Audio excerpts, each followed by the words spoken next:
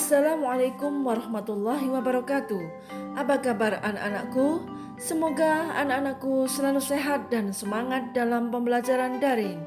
Sebelum pembelajaran kita mulai, marilah kita berdoa agar ilmu yang kita peroleh menjadi berkah dan bermanfaat. Berdoa mulai. Selesai. Materi pembelajaran bahasa Indonesia kali ini adalah menyusun teks persuasi.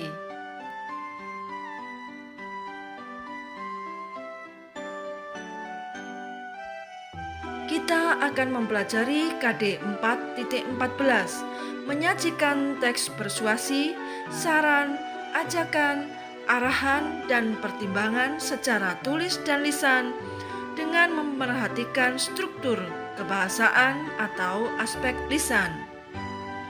Diharapkan setelah pembelajaran ini, anak-anak dapat menulis teks persuasi sesuai dengan struktur dan kaidah kebahasaan teks persuasi.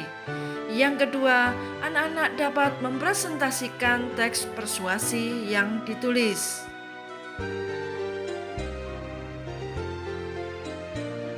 Anak-anakku, menyusun teks persuasi.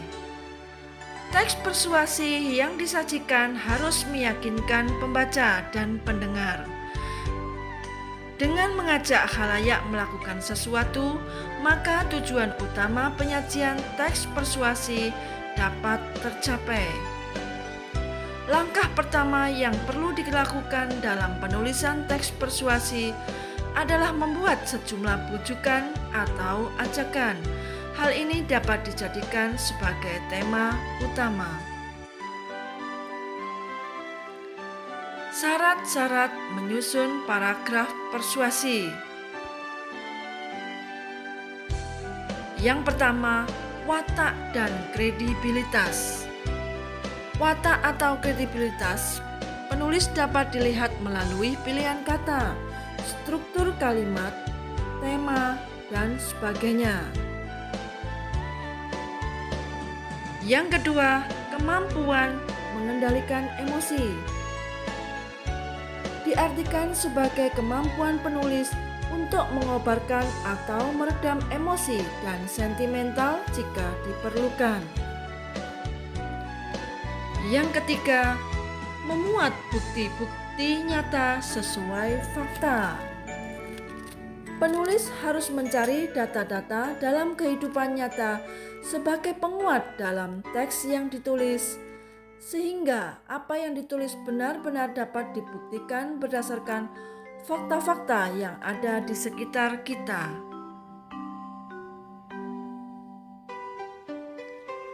Selanjutnya adalah langkah-langkah menyusun teks persuasi.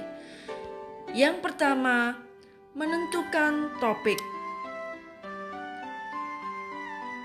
Untuk menulis teks persuasi, harus ditentukan topik yang akan dibahas dalam teks.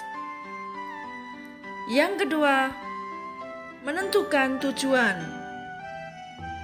Tujuan utama setiap teks persuasi adalah meyakinkan pembaca dan pendengar. Oleh karena itu, buatlah tujuan jelas dan masuk akal agar bisa dipercayai oleh pembaca dan pendengar. Yang ketiga, membuat kerangka teks.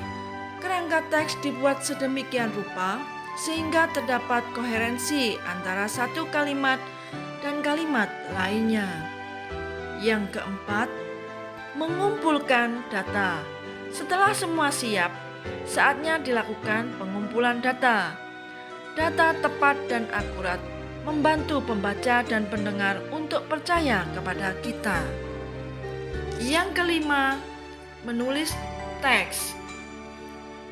Setelah semua siap, tahap terakhir yaitu mengembangkan kerangka teks sesuai dengan topik, tujuan, kerangka, dan fakta yang sudah dikumpulkan.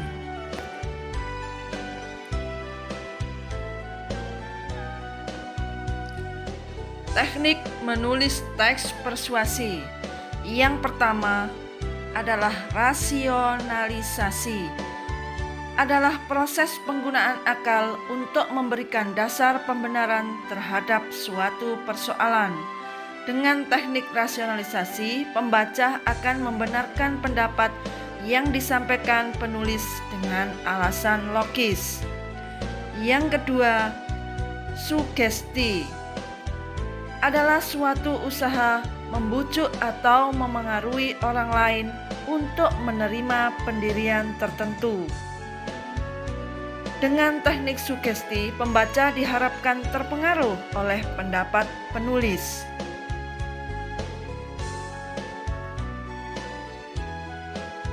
Demikianlah penjelasan tentang menyusun teks persuasi.